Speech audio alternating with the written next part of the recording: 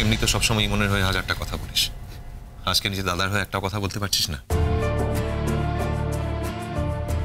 আচ্ছা বলতো, তোর কাছে আমি বেশি আপন না ইমন আপন? হঠাৎ আমার থেকে বেশি ওই মেয়েটা যে পরের বাড়ির একটা মেয়ে কিছুদিন হলো আমার বাড়িতে এসছে, সে তোর এত আপন হয়ে গেল, তার জন্য তুই আমাকে দোষী বানিয়ে দিলি। তোকে আমি দোষী বানাইনি দাদা ভাই। আমি তোকে শুধু এটুকু বলেছি যে ওই একটা দিন কিন্তু একটা দিন ছিল না, ওর পিছনে ওর হাজারটা দিন ছিল, হাজারটা অপমানের দিন, হাজারটা অসম্মানের দিন, হাজার দিনে জমে থাকা অভিমান। আমরা সেটা বুঝতে পেরেছি, তুই পারিসনি, ব্যাস এইটুকু বলেছি আমরা। অনেক বুঝে গেছিস, কিন্তু এটুকু বুঝলি না যে অভিমান অপমান শুধু একদিকে হয় না রে, অপর পক্ষের মানুষটারও হতে পারে, আর সেটা হয়, আমারও হয়েছে। যাকে সেটা আমার আর ইমনের মধ্যেকার কথা, আমি সেগুলো সবার সামনে বলে শেয়ার করে নিজের ইমোশনকে ছোট করব না। তুই হয়তো জানিস না যে প্রথম দিন থেকে ইমন ঠিক করে রেখেছিল যে একদিন এই বাড়ি থেকে ও চলে যাবে, যেদিন নিজের পায়ে দাঁড়াতে পারবে এই বাড়ি থেকে চলে যাবে। আর আজ সেই দিনটা এসছে, তাই চলে গেছে, ফাইন, চলে যাক। যদি নিজের দায়িত্ব নিজে নিতে পারে তাহলে কার কি অসুবিধা?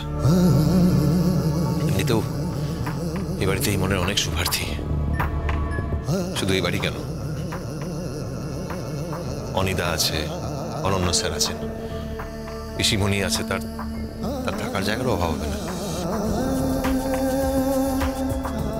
ভালো রণ, তুই তার মানে তো সিদ্ধান্ত চেঞ্জ করবি না? কোন সিদ্ধান্ত? মানে ইমনকে তুই খুঁজতে যাবি না, তাই তো? ইমনকে খোঁজার জন্য এই বাড়িতে অনেকেই আছে, তোমরা আছো, আমার কি দরকার? বরঞ্চ যাই, সেই কাজটা কমপ্লিট করবো আজ, যেটা আজ অব্দি করা হয়ে ওঠেনি, কিন্তু করা উচিত ছিল। আজকে অফিসে যাব, শেষ দিন। আজকে আমি জানতে চাইবো আমার চাওয়া ট্রান্সফারটা হচ্ছে না হচ্ছে না।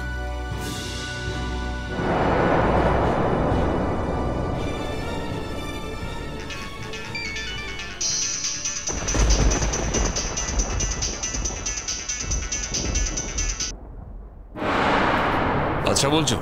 হ্যাঁ অনন্য স্যার বলুন। আমি ইচ্ছে করি ফোনটা তোমাকে করলাম, রণকে করতে চাই না। কেন, কি হয়েছে? ইমন কি আপনার কাছে?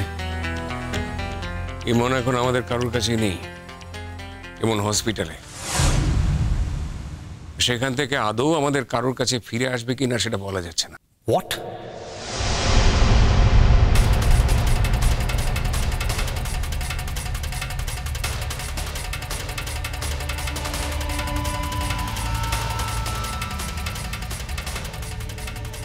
হ্যাঁ, ইমনের একটা অ্যাক্সিডেন্ট হয়েছে। তোমাদের বাড়িতে এই খুশির খবরটা জানিয়ে দাও। ডাক্তাররা বলছে বিচ্ছিরিভাবে ব্রেনে লেগেছে, ক্রিটিক্যাল কন্ডিশন। বিশেষ করে রণ আর রূপকথাকে জানিয়ে দাও, বলো ওরা চাইলে সেলিব্রেট করতে পারে, সেলিব্রেট করতে পারে, সেলিব্রেট করতে পারে, সেলিব্রেট করতে পারে।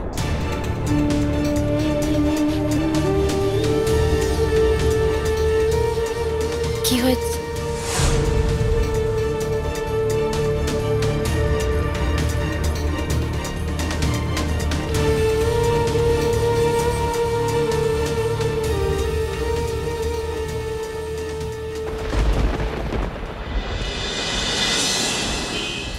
স্যার, আমি একজন অত্যন্ত একগুঁয়ে ছেলে।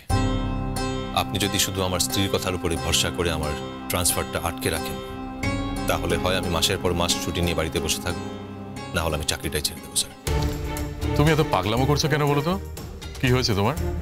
তোমার স্ত্রীর রিকোয়েস্টেই তো এটা করলাম, আর সেই রিকোয়েস্টটা একান্তই ফ্যামিলির কারণে ছিল। আমি চাই না আমার প্রফেশনাল ব্যাপারে আমার স্ত্রী ইন্টারফেয়ার করুক। আমি চাই না আমার কাজের ক্ষেত্রে আমার স্ত্রী এসে আমার বসের সঙ্গে দেখা করে তার ডিসিশন পাল্টাতে তাকে বাধ্য করুক। যদি এরকম হয়ে থাকে তাহলে আমি বুঝবো যে আপনার থেকে বেশি ক্ষমতা আপনার উপরে কারো কাছে আছে, আর আমি তার কাছে ছুটতে বাধ্য হব। আসছি স্যার। তুমি কি আমাকে থ্রেট করছো রণজয়? না স্যার, থ্রেট করছি না। আমি যেটা করব আপনাকে সেটাই জানালাম। আপনি যদি কোনো প্রশাসনিক কারণে আমার ট্রান্সফার আটকে দিতেন, আমাকে হোল্ডে রাখতেন, তাহলে আমি মানতাম। কিন্তু আপনি আমার স্ত্রীর কথা মেনে আমার ট্রান্সফার আটকে দিয়েছেন, যেটা আমার কাছে অত্যন্ত বড় অন্যায় এবং অপমানের মনে হয়েছে স্যার। আমি নিজে থেকে এরকম একটা দুরূহ জায়গায় যেতে চেয়েছিলাম, যেখানে কেউ যেতে চায় না।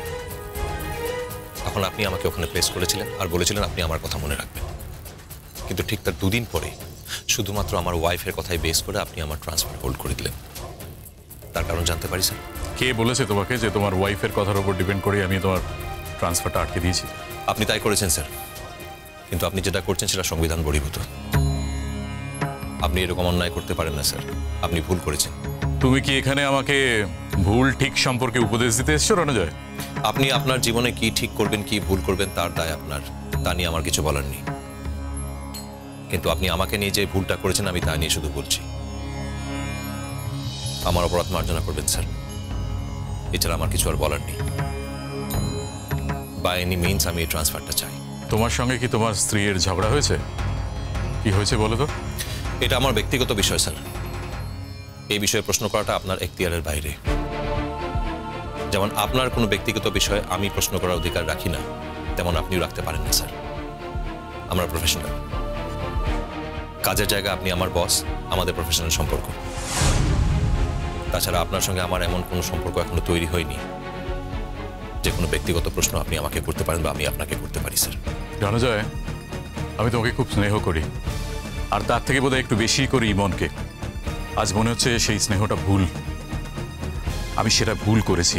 আর আজকে আর একটা কথা বুঝলাম যে একটা মানুষ কাজে ভালো হলেই সে মানুষ হিসেবে আদৌ ভালো হয় না, আর সেই কথাটা তুমি আজকে খুব বেশিভাবে প্রমাণ করে দিলে আজকে।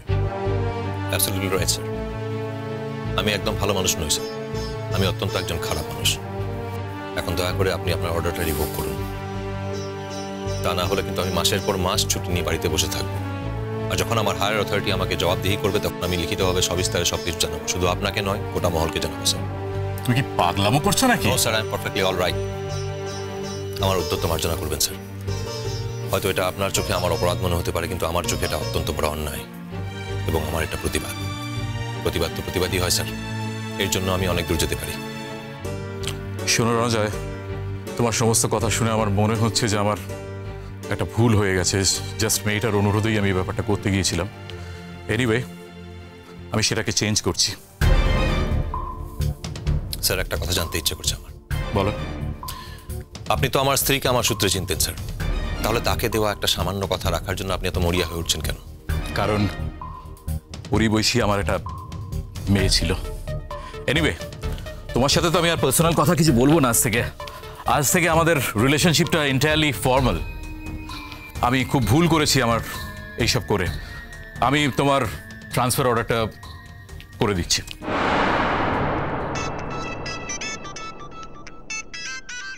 এক্সকিউজ মি স্যার,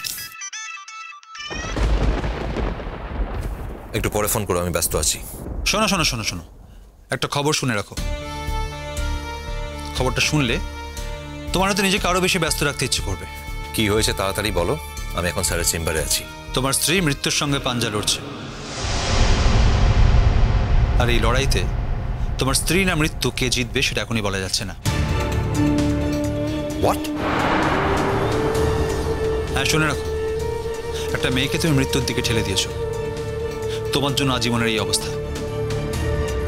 ইমনের একটা সিভিয়ার অ্যাক্সিডেন্ট হয়েছে। অ্যাক্সিডেন্টের পর ওকে ওর কলেজের হাসপাতালে ভর্তি করা হয়েছে। অনন্য স্যার তোমায় খবরটা পর্যন্ত দিতে চাননি। উনি মনে করছেন তুমি এই খবরটা পাওয়ার যোগ্য নও, কারণ তোমার জন্য মেয়েটার যে এই অবস্থা। তা আমি তোমায় খবরটা না জানিয়ে পারলাম, কারণ দুর্ভাগ্যক্রমে আইনত এখনো তুমি নিরীহ মেয়েটির স্বামী। তাই তোমার সিদ্ধান্ত আর কেউ না মানুক, মেয়েটি নিজে না মানুক, সমাজ মানবে।